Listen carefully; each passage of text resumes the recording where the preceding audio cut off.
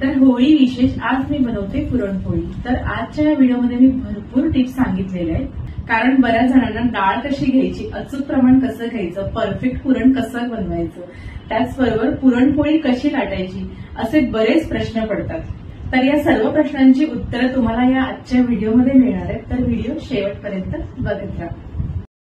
इथे मी 1 कप एवढी चण्याची डाळ घेतली आहे, हे बघा, आणि तोच कप मी घरातल्या वाटीने पण मोजून घेतलाय। हे बघा, घरातली वाटी जेवढी आहे तेवढाच हा कप भरतो। आता वजनी प्रमाण म्हटलं तर ही डाळ आहे 200 ग्रॅम, तर मी असे 2 कप डाळ घेतलेली, म्हणजे 400 ग्रॅम एवढी डाळ घेतलेली आहे। आता ही डाळ तुम्हाला कशी घ्यायची आहे, डाळ घेताना नेहमी लक्षात ठेवा, डाळ कधी पण बारीक अशी घ्यायची, अशी जास्त जाड आणि मोठी अशी डाळ घेऊ नका, ती लवकर शिजत नाही आणि त्याला चवही नसते।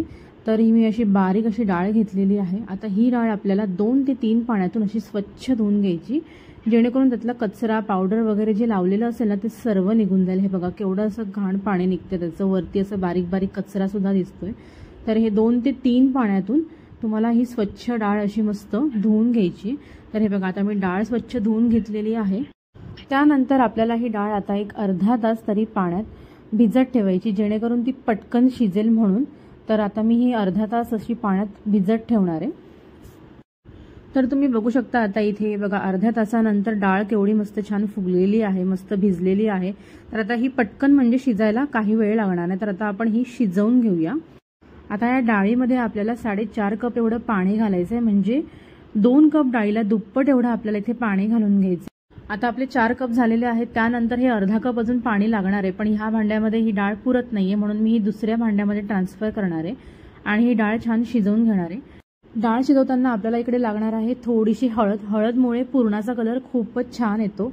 त्यानंतर थोडंसं तेल, 1 चमचाभर तेल टाका, त्यामुळे काय होतं ना, आपला दाणा दाणा छान असा मस्त एक एक दाणा शिजला जातो, मऊसूत शिजला जातो आणि असं एकदम मिळमिळीत होत नाही।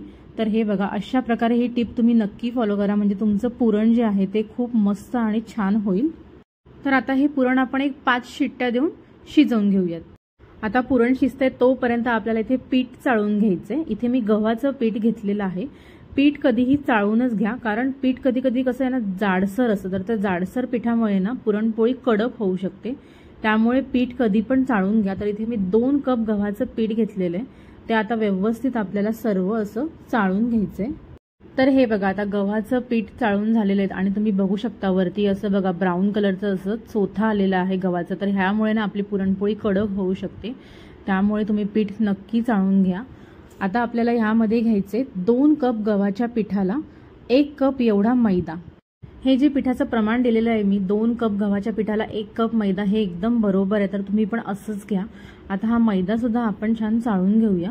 हे बघा, अशा प्रकारे हे बघा, आपलं केवढं मोकळं मोकळं असं पीठ तयार झालेलं आहे। आता त्यामध्ये आपण घालूया चवीपुरतं मीठ, त्याचबरोबर 1 चमचा तेल। तेलाने काय होतं, पोळ्या अशा छान मऊसूत होतात आणि सर्व साईडला हे आपल्याला तेल आहे ना पिठावर असं मस्त रब करून घ्यायचंय। हे बघा, अशा प्रकारे सर्व पिठामध्ये तेल आपल्याला मस्त असं चोळून घ्यायचं, जेणेकरून आपल्या चपात्या ज्या आहेत ना पोळ्या, त्या छान अशा मस्त मऊसूत होतील। आता पीठ मळायला इथे मी घेतलेलं आहे पाणी, पाण्यामध्ये थोडीशी हळद घालून घ्यायची आणि पाणी थोडंसं गरमच घ्या पीठ मळायला।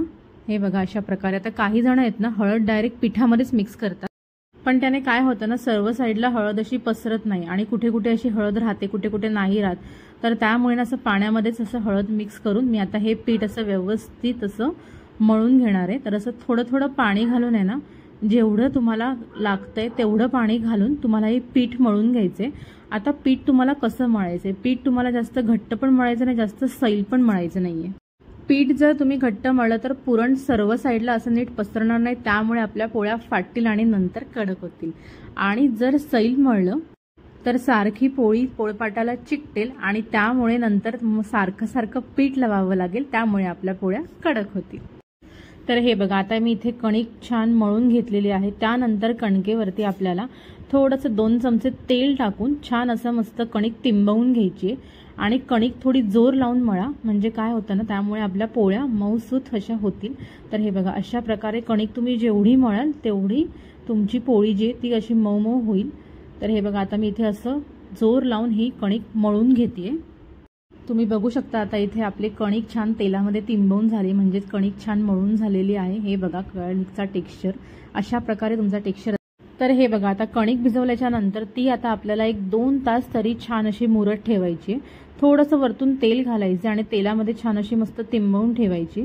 तर हे बघा जेवढं तुम्ही तिंबवून ठेवणार तुमच्या पोळ्या तेवढ्या छान मस्त। तर हे बघा आता आपण डाळ चेक करून घेऊया। डाळ आपली बघा केवढी छान मस्त शिजलेली आहे, जास्त ओव्हर कुक पण नाही झाली।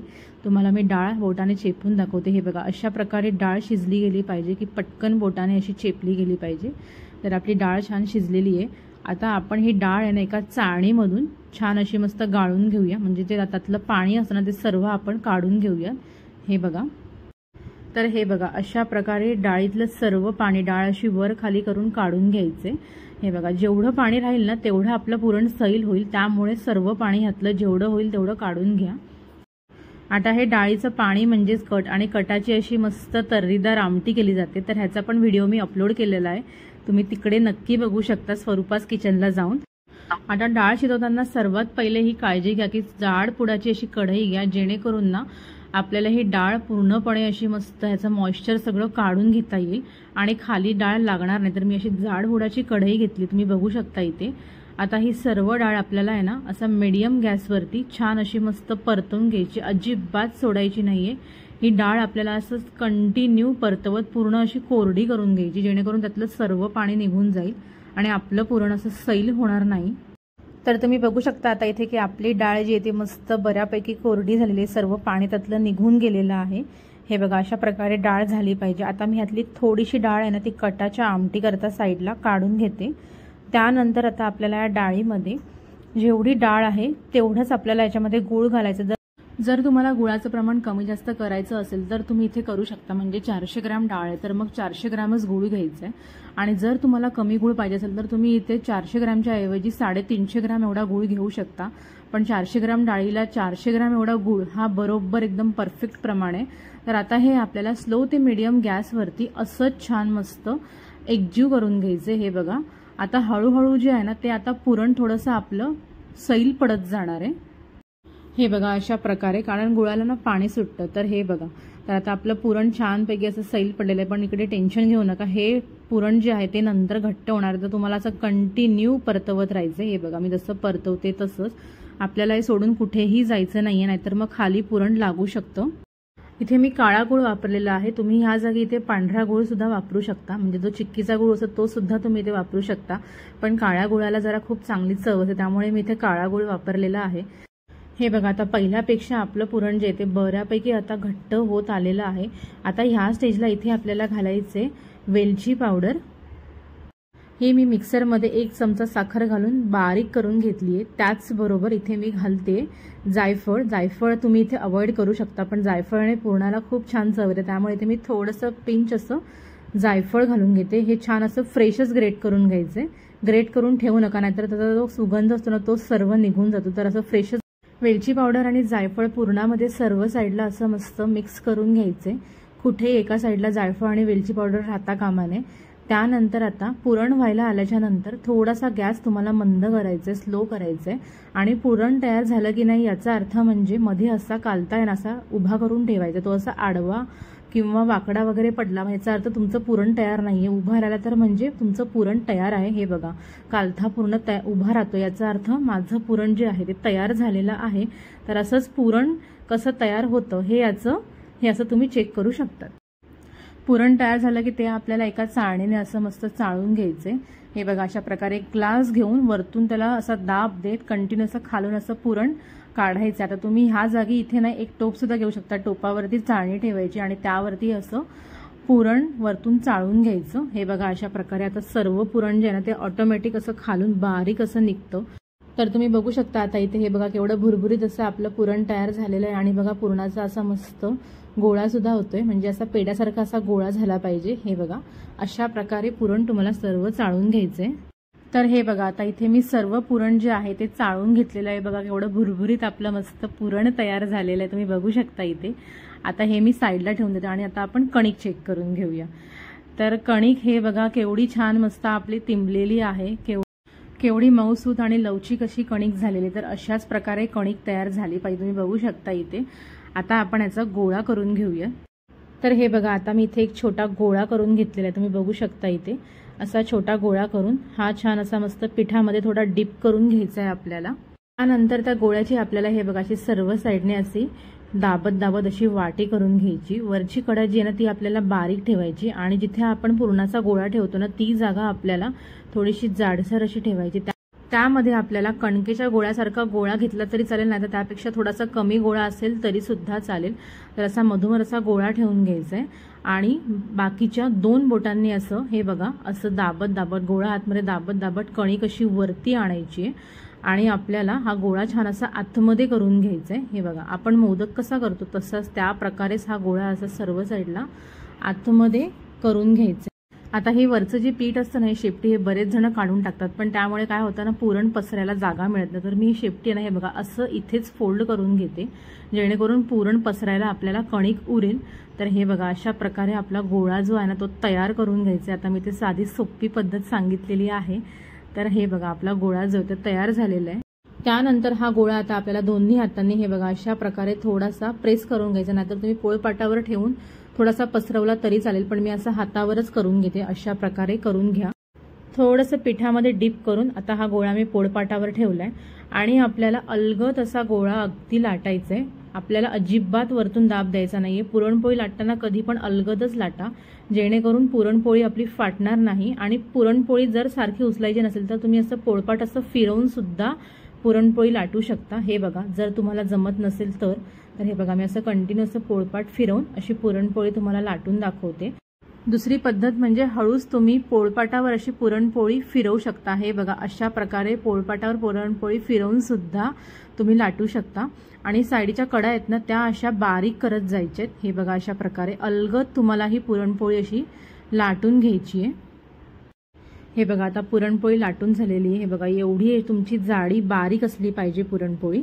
तर आता आपण ही तव्यावर पुरणपोळी सर्वात पहिले टाकताना कधी पण गॅस मोठा ठेवा आणि हे बघा वरती अशी बबल्स आले ना की त्यानंतर तुम्हाला ही पुरणपोळी अशी पलटवून घ्यायची। हे बघा अशा प्रकारे बबल्स आले पाहिजे। आता मी ही पलटवून घेते। तर हे बघा अशा प्रकारे एक साइड तुमची झाली पाहिजे। आता इथे आपल्याला तूप घालून घ्यायचे। तुम्ही बघू शकता केवढी मऊ आणि मस्त आपली पुरणपोळी तयार झाली आणि ऑटोमॅटिक ती फुलतीये। हे बघा केवढी छान आणि मस्त मऊ आपली पुरणपोळी फुललेली आहे। आता दुसऱ्या साईडने आपण पलटून घेऊया। आमच्याकडे थोडं कुरकुरीत पुरणपोळी लागते तर थोडी मी जास्त भाजून घेते। तुमच्याकडे नसेल आवडत तर तुम्ही थोडंसं कमी भाजलं तरी सुद्धा चालेल।